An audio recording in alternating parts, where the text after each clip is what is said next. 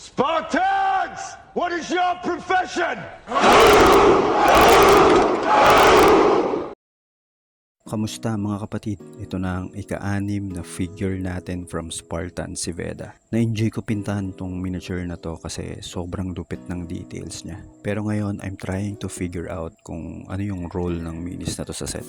Tingin ko, tagadala siya ng supply ng mga Spartans. Well, binibase ko lang sa itsura niya and sa mga dala niya. May basket and sako sa likod. So tingin ko, tagadala siya ng supply.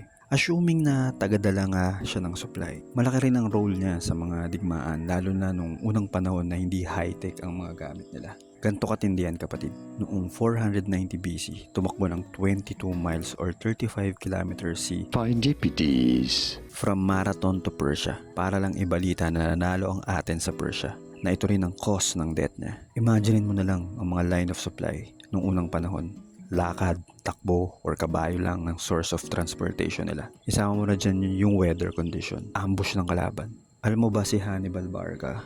Meron siyang 30 plus na elephant to invade Rome. Pagdating niya sa Rome, isa lang ang natira after nila mag-cross sa Alps. Kaya matindi ang supply dahil yan ang pagkain, sandata, damit at iba pang pangailangan ng sundalo sa laban.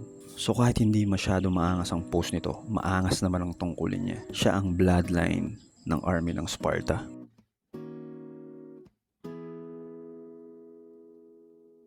Ito na nga pala ang ating revelasyon mga kapatid.